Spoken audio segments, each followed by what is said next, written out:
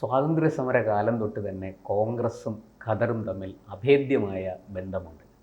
ഖദർ ഇല്ലാതെ കോൺഗ്രസും, കോൺഗ്രസ് ഇല്ലാതെ ഖദറും ഇല്ല എന്ന് നമുക്ക് പറയാം.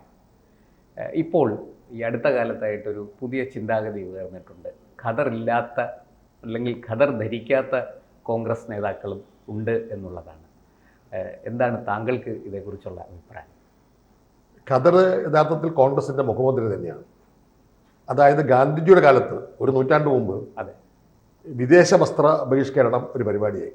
അതെ, അതിന് കാരണം ഇന്ത്യയിലെ പരുത്തി കൊണ്ടുപോയി മാഞ്ചസ്റ്ററിൽ തുണിമില്ലിൽ പരുത്തി ഉപയോഗിച്ച് മിൽത്തുണിയായി വസ്ത്രങ്ങൾ ഉണ്ടാക്കി അല്ലെങ്കിൽ തുണി ഉണ്ടാക്കി ഇങ്ങോട്ട് കൊണ്ടുവന്ന് കൊള്ള ലാഭം നേടുന്ന അവസ്ഥ.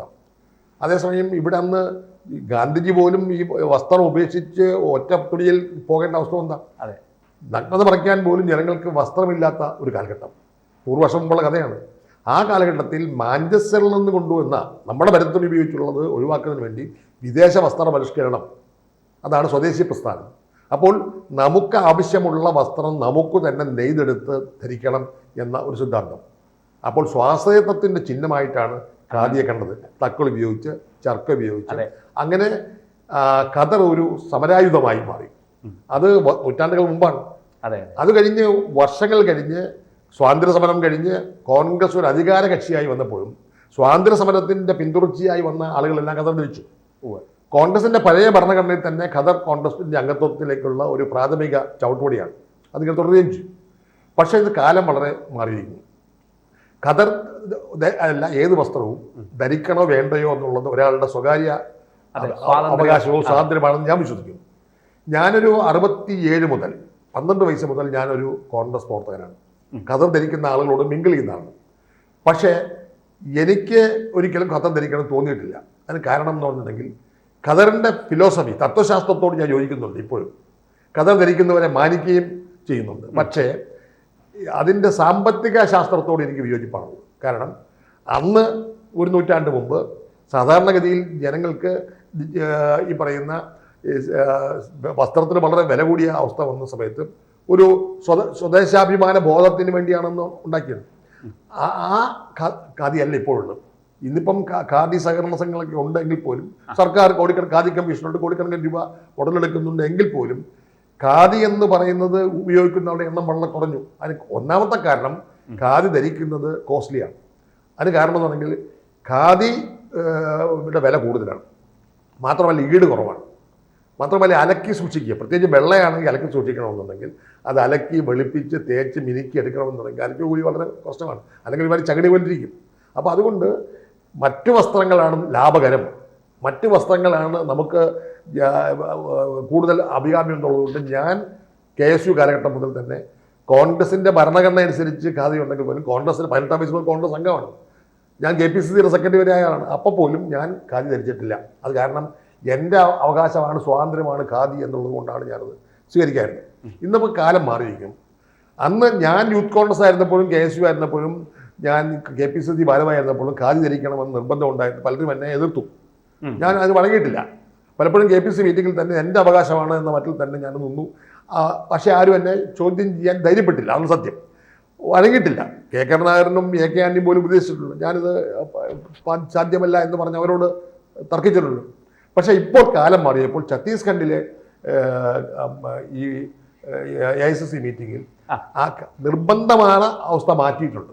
നിർബന്ധമാണ് മാറ്റിയത്. അതായത് കഴിയുന്നതും സ്വദേശി നിർമ്മിതമായ വസ്ത്രങ്ങൾ ധരിക്കണം. സ്വദേശ നിർമ്മിതമായ വസ്ത്രങ്ങൾ ധരിക്കണമെന്നേ പറയുന്നുള്ളൂ. ഞാൻ പണ്ട് പോലെ തന്നെ സ്വദേശ നിർമ്മിതമായ വസ്ത്രങ്ങളാണ്.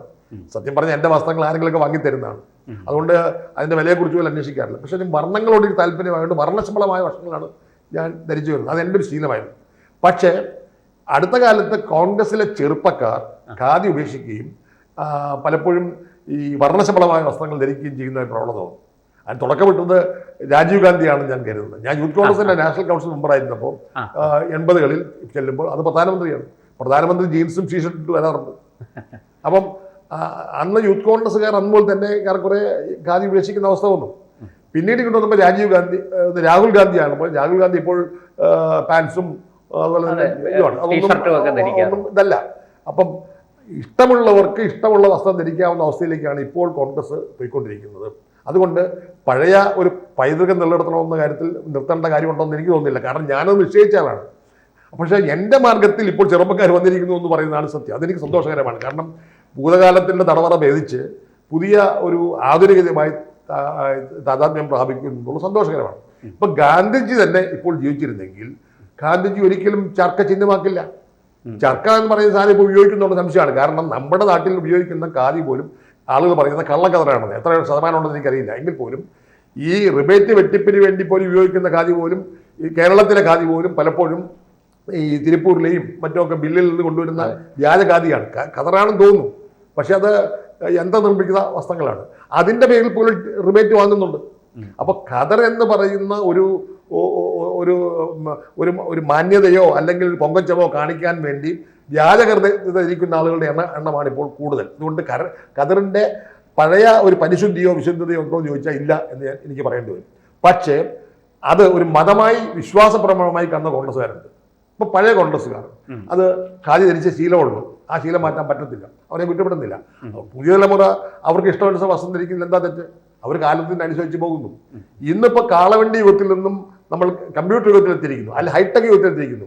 ഗാന്ധി ജീവിച്ചിരുന്നെങ്കിൽ ഇപ്പോൾ ചർക്കയുടെ സ്ഥലത്ത് ഇപ്പോൾ കമ്പ്യൂട്ടർ ചിഹ്നമാക്കുമായിരുന്നു, ഒരു ലാപ്ടോപ്പ് ഉണ്ടാകുമായിരുന്നു. ആ കാലം മാറി. ഹൈടെക് മാത്രമല്ല, നിർമ്മിത ബുദ്ധിയുടെ AI ഇന്റലിജൻസിന്റെ കാലമാണ്.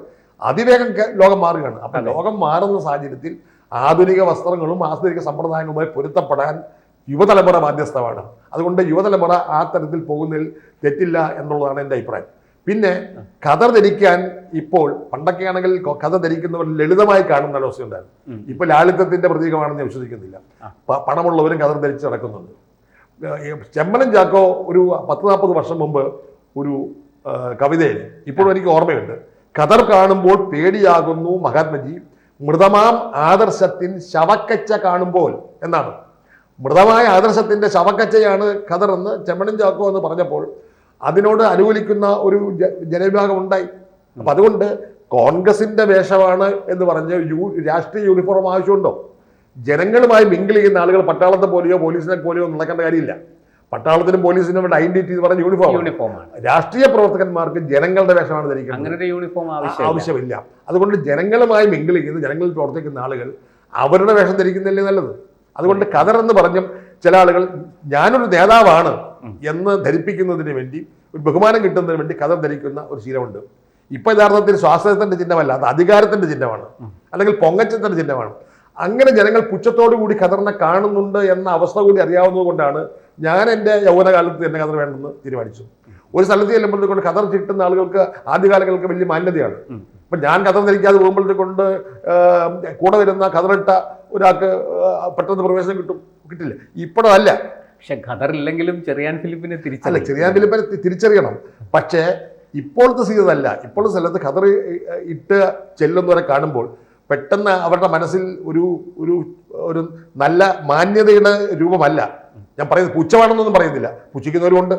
അപ്പം സ്വാഭാവികമായിട്ടും ഖദറിന്റെ വിശുദ്ധി, പഴയ വിശുദ്ധി, സ്വാതന്ത്ര്യ സമരകാലത്തെ വിശുദ്ധി ഇപ്പോൾ ഇല്ല എന്ന് ഖദർ ധരിക്കുന്നവർ മനസ്സിലാക്കണം. പിന്നെ ഖദർ ധരിച്ചാലും ഏത് വർഷം ധരിച്ചാലും രാഷ്ട്രീയ പ്രവർത്തകന്റെ മനസ്സിലാണ് ശുദ്ധി വേണ്ടത്. സംശുദ്ധ നമ്മുടെ മനോവികാരത്തിലാണ്, പെരുമാറ്റത്തിലാണ്, പ്രവൃത്തിയിലാണ്. അത് പാലിക്കുന്നതെങ്കിൽ ഏത് വസ്ത്രം ധരിച്ചാലും ഒരു പ്രശ്നമല്ല എന്നുള്ളതാണ് എൻ്റെ വിശ്വാസം. തീർച്ചയായിട്ടും താങ്കൾ പറയുന്നത് മാറിയ കാലത്തിൻ്റെ ശബ്ദമാണ്. അതിൽ അങ്ങയുടെ സ്വരം വളരെ വ്യക്തമാണ്.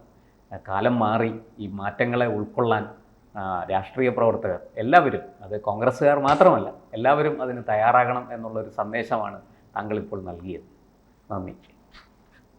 കൂടുതൽ വാർത്തകളും വിശേഷങ്ങളും നിങ്ങളിലേക്ക് എത്താൻ ABC മലയാളം സബ്സ്ക്രൈബ് ചെയ്യുക, ബെൽ ബട്ടണും അമർത്തുക.